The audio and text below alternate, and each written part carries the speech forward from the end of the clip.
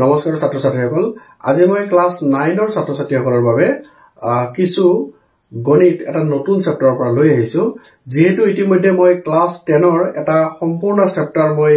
শিকোৱা শেষ কৰিলো হয়তো তাত ৰৈ গৈছে আৰু কিছু কথা শিকাবলৈ তোমালোকে ভালদৰে পঢ়িবা আৰু তাত যদি কিবা কনফিউজন থাকে মোক সুধিবা মই পুনৰবাৰ আলোচনা কৰাৰ চেষ্টা কৰিম আজি মই ক্লাস 9 ৰ দ্বিতীয়টো চেপ্টাৰ লৈ আহিছো প্ৰথম চেপ্টাৰৰ অলৰেডি 4টা নে 5টা ক্লাস মই কৰিলো গতিকে আজিৰ পৰা মই দ্বিতীয় চেপ্টাৰটো কমপ্লিট হোৱালৈকে মূলতঃ যিখিনি কথা আমি আলোচনা কৰিবলগীয়া আছে সেই কথাখিনি আমি ইয়াত আলোচনা কৰিম আৰু সেই চেপ্টাৰটো যেটো চেপ্টাৰ আমি ইয়াত আজি আলোচনা কৰিম বুলি ভাবিছো চেপ্টাৰটোৰ নাম হৈছে বহুপদ বা পলিনোমিয়েলস এটা এই বহুপদ নামৰ যেটো চেপ্টাৰ এই চেপ্টাৰটোত আমি কি কথা শিকিব লগা আছে প্ৰথমতে লেসন নাম্বাৰ 1 লৈকে যোৱাৰ আগে এইটো লেসন নাম্বাৰ মানে 2.1 ৰ পৰা স্টাৰ্ট হ'ব সো 2.1 লেসন নাম্বাৰ স্টাৰ্ট কৰাৰ আগে আমি কিন্তু বহুপদৰ বিষয়ে কিছু কথা জানিবলগীয়া আছে যদি আমি আৰম্ভণি কথাখিনি বুজি নাপাওঁ বা বুজিবলৈ চেষ্টা নকৰো তেনেহলে আমি লেসনটো আৰম্ভ কৰিব যাওঁতে প্ৰতি পদে পদে মানে কিছু সমস্যাৰ সন্মুখীন হ'ব লাগিব কনফিউজন বিলাক আমাৰ বাঢ়ি যাব আৰু আজিকালি MCQ questions বহুত আহে তোমালোকৰ 45 মাৰ্কস MCQ questions আহে আৰু এইবিলাক প্ৰশ্নৰ উত্তৰ যদি তোমালোকে দিব লাগে তেনেহলে মনত ৰাখিবা তুমি ভালদৰে চেপ্টাৰটো বুজি পাবই লাগিব তাত কোনো ধৰণৰ আৰু ডিমত নাই বুজিবই লাগিব গতিকে মই চেষ্টা কৰিম তোমালোকে যাতে বহুপদ নামৰ এই চেপ্টাৰটো জানিবলগীয়া যিমানখিনি কথা থাকে প্ৰতিটো কথাই যাতে মই তোমালোকক আঙুলিয়াই দিব পাৰো তাৰ ওপৰত মই দৃষ্টি ৰাখিম ঠিক আছে আৰু এটা নতুন কথা মই ক'ব গৈছো মই ক্লাস কেইটা লৈ আছো ক্লাস 9 আৰু ক্লাস 10 ৰ কাৰণে ইয়াত বিশেষকৈ মই ডেসক্ৰিপটিভ যিবিলাক কোৱেশ্চনছ মানে যিবিলাক কোৱেশ্চন আমি দীঘলকৈ কৰিব লগা থাকে বা বুজিব লগা থাকে তাক আলোচনা কৰি আছো এতিয়াৰ পৰা মই চিন্তা কৰিছো তোমালোকৰ যিখিনি MCQ কোৱেশ্চনছ থাকিব অপচনেল কোৱেশ্চনছ থাকিব এই কোৱেশ্চনছ বিলাকৈ মই আমাৰ পেজত যেটো ৰীল আছে মই ৰীলত এটা বা দুটা কোৱেশ্চন লৈ পেলাই হনকালে যাতে তোমালোকৰ সন্মুখত মই এই MCQ কোৱেশ্চনছ বিলাক মই নিব পাৰো তাৰ কাৰণে চেষ্টা কৰিম গতিকে তোমালোকে মোৰ এই ফেসবুক ৰীলত এটো চাবলৈ চেষ্টা কৰিবা MCQ কোৱেশ্চনছ বিলাক ঠিক আছে সো মই আজি বহুপদ নামৰ চেপ্টাৰটো তোমালোকৰ ওচৰত লৈ আহিছো তে বহুপদত আমি কি কথা জানিব লগা আছে প্ৰথমতে তাৰ ওপৰত দৃষ্টি ৰাখিছো আমি যেনেকে ইংৰাজীতে হোক বা অসমীয়া হোক বা আমাৰ বিভিন্ন ভাষাত হোক যেতিয়া আমি বাক্য বুলি কওঁ এটা বাক্য কেতিয়া গঠন হয় কেইটামান শব্দৰ দ্বাৰাই এটা বাক্য গঠন হয় হয় নহয় চাবা ধৰি লোৱা মই এজন ছাত্ৰ এইটো এটা সম্পূৰ্ণ বাক্য কিন্তু এই বাক্যটো গঠন হ'বলৈ ইয়াত তিনিটা শব্দ আছে এইটো এটা শব্দ এইটো এটা শব্দ আৰু এইটো এটা শব্দ এই তিনিটা শব্দ লগ লাগি আমি এটা ইয়াক কি কৈছো বাক্য বুলি কৈছো হয়নে দ্বিতীয়তে এটা মই আৰু উদাহৰণ দিছো চাবা তোমালোকে মই ভাবো প্ৰত্যেকতে ট্ৰেইন জাৰ্নি কৰি পাইছা ট্ৰেইনত উঠিছা ট্ৰেইনত গৈ বহু দূৰলৈকে হয়তো ভ্ৰমণৰ অভিজ্ঞতা আছে যদি মই ট্ৰেইনখনৰ কথা কওঁ ধৰি লোৱা এখন তোমাৰ ট্ৰেইন তুমি উঠা ট্ৰেইন বুলি ক'লে আমাৰ কি মনলৈ আহে যে তাত বহু ডবা থাকে কিছুমান ট্ৰেইনত ডবা কমকে থাকিব কিছুমান ট্ৰেইনত ডবা বেছিকৈ থাকিব আৰু কিছুমানত মানে ধৰা একেবাৰে ছুটিও থাকে সেইটো আমাৰ মেটাৰ নহয় কি ট্ৰেইন শব্দটো যেতিয়া আমি কম বা ৰেল গাড়ী বুলি কম যেতিয়া ট্ৰেইন বুলি কোৱাৰ লগে লগে আমি কি কম যে 1 নম্বৰ ডবা 2 নম্বৰ ডবা 3 number 4 number 5 number 6 number 7 number 8 number এনেকৈ এই ডবাবিলাক তোমাৰ লগ লাগি সন্মুখৰ হয়তো এটা ইঞ্জিন থাকিব এই ইঞ্জিনটোৱে গোটেই ট্ৰেইনখনক আগবাঢ়ি লৈ যোৱাত সহায় কৰিব ঠিক আছে এইটো আমি সকলোৱে দেখা কথা বা অনুভৱ কৰা কথা এই যে ডবা বুলি কৈছো এই ডবাবিলাক যদি নাথাকে তেতিয়াহলে ট্ৰেইনৰ অস্তিত্বটো নাথাকে মানে এখন ট্ৰেইন হ'বলৈ হলে ডবা কেইটাৰ সমষ্টি হ'ল এখন ট্ৰেইন মই এই ভাষাৰ বাক্যটো আৰু ট্ৰেইনখনৰ উদাহৰণটো কিয় দিছো তোমালোকে এতিয়া বুজি পাবা মই কিয় মানে এই কথাটো ক'ব ওলাইছো তোমালোকে এতিয়া বুজি পাবা চাবা সো এই যে শব্দবিলাকৰ সমষ্টি হৈছে এটা বাক্য এই যে ডবাবিলাকৰ সমষ্টি হৈছে এখন ট্ৰেইন ঠিক তেনেদৰে আমি যেতিয়া গণিতত কিবা এটা শব্দ লিখিব লাগে গণিতত কিবা এটা কথা লিখিব লগা থাকে যেনে মই লিখিছো ধৰা 5x স্কয়াৰ এই যে 5x স্কয়াৰ লিখিছো এই x টো হৈছে এটা চলক এই 5 টো কোৱা হয় এটা সহগ আচ্ছা প্ৰথমতে মই চলক শব্দটোৰ অৰ্থ কৈছো চাবা এইবিলাক তোমালোকে হয়তো আগতে পাইছাই তথাপিও পালেও কেতিয়াবা হয়তো এনে শুনিছা বা এনে অলপমান কিবা এটা গণিত কৰি চাইছা কিন্তু একেবাৰে ভিতৰলৈকে হয়তো সোমাব পৰা নাই বা সোমাবলৈ চেষ্টা কৰা নাই না তো মই কৈছো চলক চলক শব্দটোৰ অৰ্থ হৈছে কি চলি থকা মানে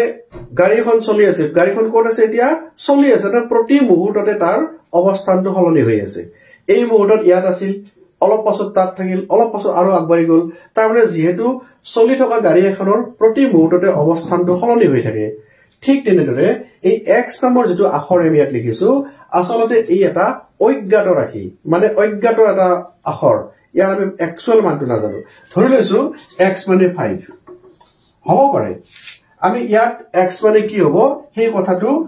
সঠিককৈ ক'ব নোৱাৰো 5 ৰ কাৰণে সত্য হ'ব পাৰে 6 ৰ কাৰণে সত্য হ'ব পাৰে 7 ৰ কাৰণে সত্য হ'ব পাৰে যি কোনো সংখ্যাৰ কাৰণে ইয়াৰ মানটো সত্য হ'ব পাৰে যেনেকে গাড়ীখন ক'ত আছে এই মুহূৰ্তত ইয়াত দেখিছো অলপ পাছত তাত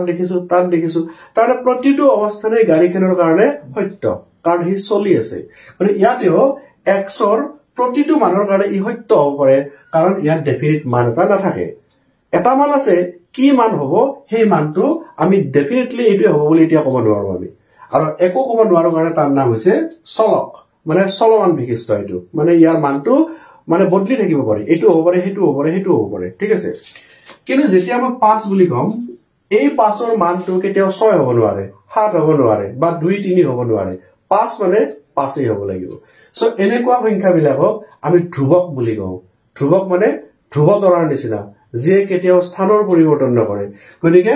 এই সংখ্যা বিলাকক আমি কম ধ্ৰুৱক অৰ্থাৎ যাৰ মান কেতিয়াও পৰিৱৰ্তন নহয় আৰু ইয়াৰ মানটো সদায় পৰিৱৰ্তন হ'ব পাৰে ইয়াৰ মানটো বেলেগ বেলেগ হ'ব পাৰে সো ইয়াৰ নাম দিছো আমি চলক এতিয়া আমি চাও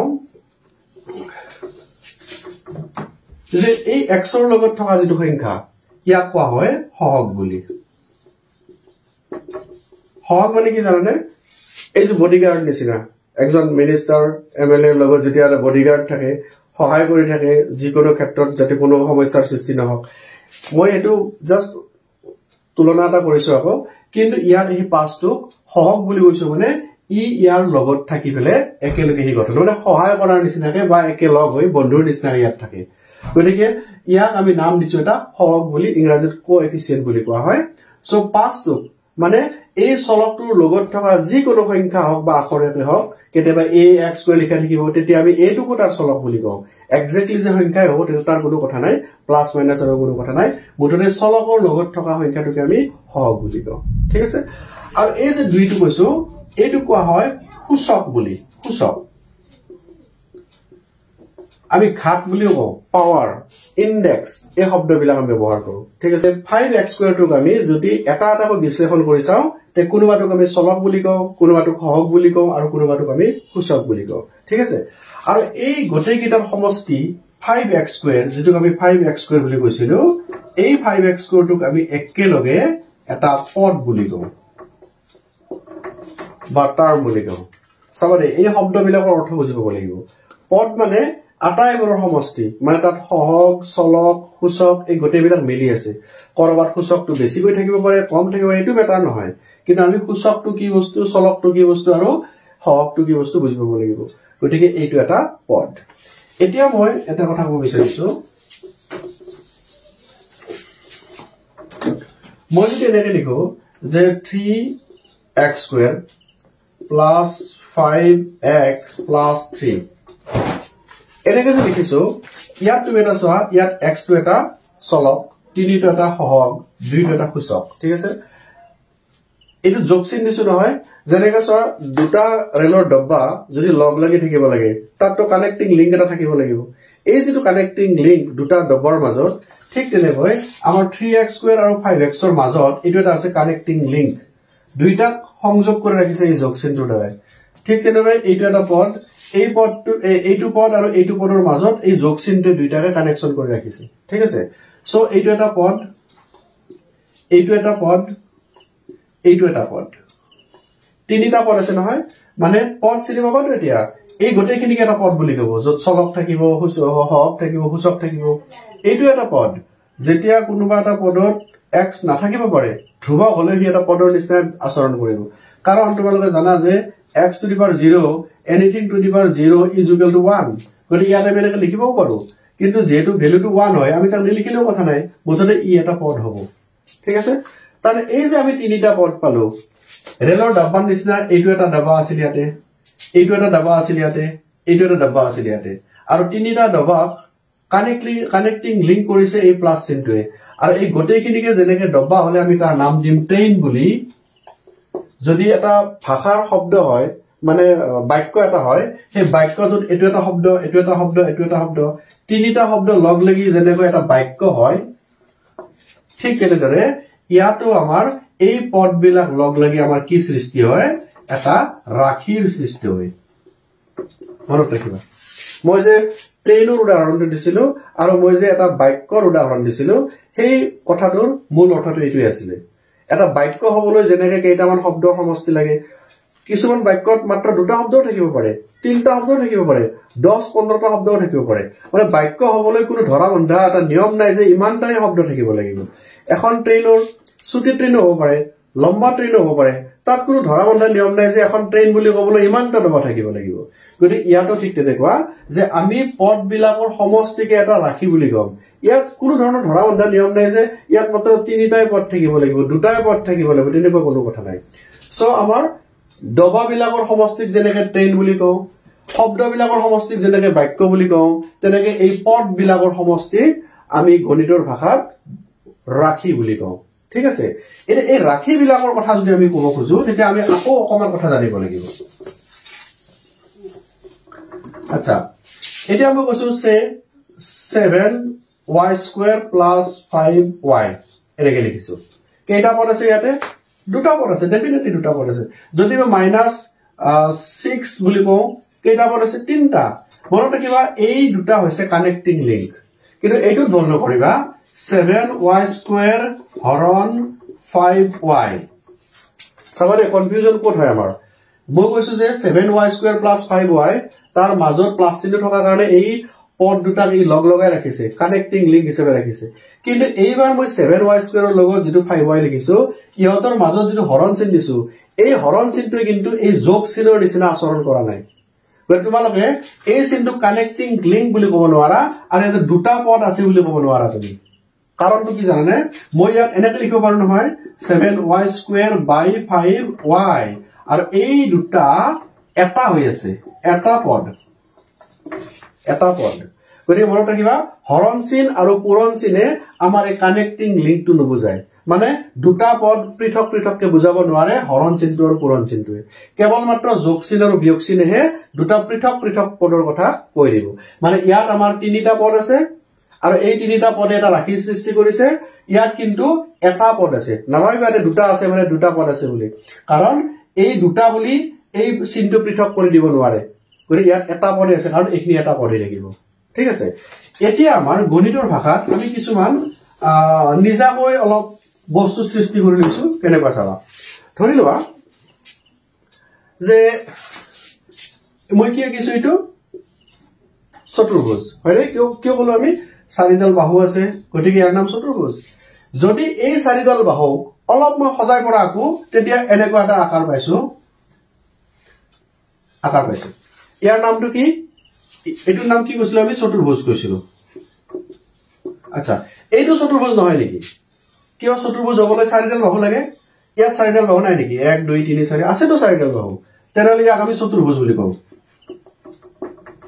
হ'বনে কথাটো হ'ব যদিও নহয় কাৰণ চাৰিডাল বাহুৱে তাক চতুৰ্ভুজ বুলি ক'লেও এই বিশেষ আকৃতিটো গঠন কৰাৰ কাৰণে এই চতুৰ্ভুজটোকে এটা স্পেচিয়েল নাম দিয়া হৈছে যাৰ নাম হৈছে আয়ত হয়নে গতিকে আয়ত এটা চতুৰ্ভুজ হয় কিন্তু এই স্পেচিয়েল কোৱালিটিটো আছে কাৰণে আয়তটোৰ চতুৰ্ভুজটোৰ আমি তাৰ নাম দিছো আয়ত যেনেকৈ যে এইটোতো চতুৰ্ভুজ হয় চাৰিডাল বাহু আছে কিন্তু চতুৰ্ভুজ বুলি নামাতো কাৰণ ইয়াৰ এটা স্পেচিয়েল কোৱালিটি আছে তাৰ কাৰণে তাক আমি কি কম মানে প্যাৰালেলোগ্ৰাম বা সমান্তৰিক বুলি কম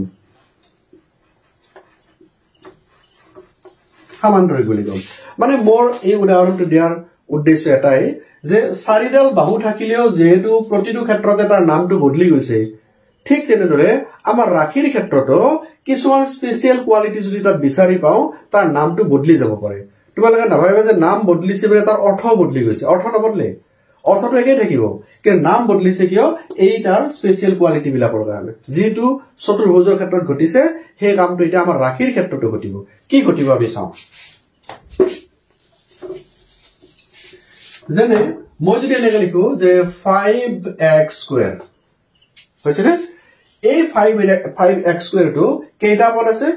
চাবা 5 ৰ লগত x² টো কি হৈ আছে পূৰণ হৈ আছে নে নাই আছে গতিকে আমি দুটা ক'ব নোৱাৰো কাৰণ পূৰণ চিন আৰু হৰণ চিনে এটা পদক পৃথক কৰি দেখুৱাব নোৱাৰে গতিকে এটা হৈ থাকিল তাৰমানে কি হ'ল এটো এটা পদ আছে নহয় মানে এক পদ এটো এটা স্পেশাল তাৰ কোৱালিটি যে কোনোবা এটা ৰাশিত যদি মাত্ৰ এটা পদ থাকে তেতিয়া তাৰ নাম হৈছে এক পদ ৰাশি পাইছানে বুজি আচ্ছা মই যদি এনেকৈ লিখো যে 3x² + 7 ইয়াত পাছো কেইটা পদ আছে obviously এইটো এটা পদ দুটা পদ বুলি কিয় কৈছো কাৰণ তাৰ মাজত যোগ চিন আছে বিয়োগ বা যোগ থাকিলে আমি পৃথক কৰি ক'ব পাৰো গতিকে দুটা পদ আছে কাৰণে এইটো ডি পদ ৰাশি হৈছে নে যদি মই ইয়াত এনেকৈ লিখো যে 5y² - 3x + 1 ইয়াতে কেইটা আছে এটা দুটা তিনটা এই যে তিনিটা ইয়াত পদ আছে তিনিটা পদ থকা কাৰণে ইয়াৰ নাম হৈছে ত্ৰিপদ ৰাশি হৈছে নে এই যে আমি একপদ ৰাশি দ্বিপদ ৰাশি ত্ৰিপদ ৰাশি বুলি কৈছো এইটো কোৱাৰ একেবাৰে সিধা বা সৰল অৰ্থটো হৈছে ইয়াত থকা পদৰ সংখ্যাটোৰ ওপৰত নিৰ্ভৰ কৰি কৈছো যদি ইয়াত এনেকৈ থাকে ধৰা 4x² - 3x বা 4x³ বুলি কৈছো -3x² + 2x + 1 ইয়াতে কেইটা পদ পাইছো এটা দুটা তিনটা চাৰিটা পাইছো হয়নে হেনেকে আমি পাঁচটা লিখিলে পাঁচটা পাম 10টা লিখিলে 10টা পাম তুমি যিমানেই পদ লগাই গৈ থাকা সিমানেই পদ যুক্ত আমি ৰাখি পাই থাকিম কিন্তু কি জানানে আমি এটা থাকক দুটা থাকক তিনটা থাকক আটাইবোৰকে আমি কি বুলি কওঁ বহুপদ ৰাখি বুলি কওঁ বহুপদ ৰাখি তাৰনে বহুত কেইটা পদ আছে গৰে তাৰ নাম যেটো ৰাখিত বহুত পদ থাকে তাৰ নামে হৈছে বহুপদ ৰাখি কিন্তু সেই বহুতৰ মাজত যদি এটা পাওঁ তেতিয়া তাৰ নাম একপদ বুলি কওঁ দুটা থাকিলে দ্বিপদ কওঁ তিনটা থাকিলে ত্ৰিপদ কওঁ কিন্তু ইহঁতক বহুপদ ক'ব পাৰিম নোৱাৰি কোনবা একজন ষ্টুডেন্টে যদি কয় স্যাৰ এইটো এটা বহুপদ ৰাখি হয় নে নহয় obviously হয় যেনেকৈ কৈছো যে আয়ত এটা চতুৰ্ভুজ হয় নে নহয় obviously হয় চাৰিডাল বাহু থাকিলে তাৰ নাম চতুৰ্ভুজ হ'ব পাৰে গতিকে ই দ্বিপদ হলেও হি আসলতে এটা বহুপদ ৰাখি ই ত্ৰিপদ হলেও আসলতে এটা বহুপদ ৰাখি কেৱল এইবিলাক হৈছে তাৰ স্পেশাল নেম এই দ্বিপদ ৰাখি একপদ ৰাখি বুজি পাইছা নহয় আচ্ছা ওকে এতিয়া আমি আকৌ এটা কথা তাত যোগ কৰি দিও চাবা যেনে মই যদি লিখো যে 7x² + 3y + 1 = 0 কেইটা পদ আছে ইয়াতে তিনটা পদ আছে এটা দুটা তিনটা সরি 0 টো নিদিলে হ'ব পদৰ কথা কৈ আছো যে ইয়াতে কেইটা পদ আছে এটা দুটা তিনটা পদ আছে এই তিনটা পদত ইয়াত চাই লোৱা চলক কি আছে চলকটো কি আছে ইয়াত x আছে ইয়াত চলকটো কি আছে y আছে তানে কি গম পালো x নামৰ চলকটো এটা বেলেগ মানে x এটা বেলেগ চলক y টো এটা বেলেগ চলক হৈ গল অৰ্থাৎ এই এটা বহুপদ যত তিনিটা পদ আছে এটা ত্ৰিপদ ৰাখি বা এটা বহুপদ ৰাখি হয় কিন্তু ইয়াত চলক দেখা পাইছো আমি দুটা গতিকে ইয়াৰ নাম হৈছে দুটা চলকযুক্ত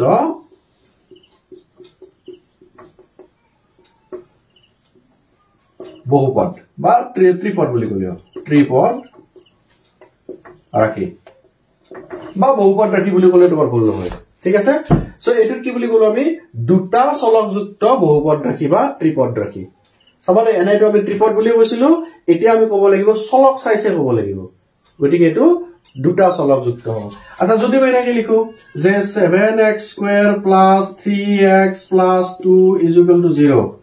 কেইটা চলক আছে ইয়াতে তুমি এনেকৈ নকবা আকৌ যে ইয়াতে এটা চলক দেখি পাইছো ইয়াতে এটা চলক দেখা পাইছো তেনেকৈ হিচাপ নকৰে আখৰটো চাবা আখৰটো যদি বদলিছে তেতিয়াহে চলক বদলিছে ইয়াত যিমান লেখাই থাকক পদ যদি প্ৰতিটোতে তোমাৰ x x x x লিখা থাকে কবাত পাৱাৰ 4 আছে কবাত পাৱাৰ 3 আছে কবাত পাৱাৰ 2 আছে কিন্তু আখৰটো x এ আছে তেতিয়া কিন্তু এটাই মাত্ৰ চলক বুলি ক'ব লাগিব বহুত বাৰ লেখা আছে যদি আমি বহুত কথা নকওঁ এটা আখৰ লিখা থাকিলে এটা চলক ইয়াক কি কম আমি যে এটা চলকযুক্ত বহুপদ বুজি পালানে বাৰু এটা চলকযুক্ত বহুপদ কাৰণ ইয়াত এটা চলক বিচাৰি পাইছো ইয়াত আমি দুটা চলক বিচাৰি পাইছিলো যদি আকৌ এটা এটো এনেকুৱা নাথাকে যদি z থাকে তেতিয়া আমি কি কম তিনিটা চলকযুক্ত বুলি কৈ দিম দুটা হলে তেতিয়া তিনিটা হৈ যাব তিনিটা চলকযুক্ত ত্ৰিপদ ৰেখি হ'ব বা বহুপদ ৰেখি হ'ব বুজি পাইছা এটা তোমালোকে চলকযুক্ত মানে পদ বুজি পালানে পদটো বুজি পালা এটা চলক থাকিব এটা সহগ থাকিব সূচক থাকিব সমষ্টিটোকে আমি এটা পদ বুলি কম কেতিয়াবা তাত চলক নাথাকিলেও ধ্ৰুৱক হৈ থাকিলেও হি হ'ব পাৰে আমাৰ পদ কেইটামান পদ লগ লাগিলে এটা ৰাশিৰ সৃষ্টি কৰে এটা পদ থাকিলে একপদ ৰাশি দুটা পদ থাকিলে দ্বিপদ ৰাশি তিনিটা পদ থাকিলে ত্ৰিপদ ৰাশি হয়নে বা আমাৰ একেলগে যদি বহুত থাকে আমি তাক বহুপদ ৰাশি বুলি কওঁ এইখিনি হোৱাৰ পিছত আমি কি চালো যে চলক কেইটা আছে এটা ৰাশি তিনিটা পদ আছে আমি চিনি পালো তিনিটা পদৰ ভিতৰত এই চলক বিলাকৰ আখৰ বিলাক চালো আমি যদি প্ৰতিটো পদতে এটাই মাত্ৰ আখৰ বাৰবাৰ লিখা হৈছে হেতু হ'ব এটা চলকযুক্ত বহুপদ যদি সেই বহুপদটোত দুটা বেলেগ বেলেগ আখৰ বা দুটা বেলেগ বেলেগ চলক ব্যৱহাৰ হৈছে তেতিয়া আমি দুটা চলকযুক্ত বহুপদ তিনিটা হলে তিনিটা চলকযুক্ত বহুপদ ঠিক তেনেকৈ আমি ক'ব লাগিব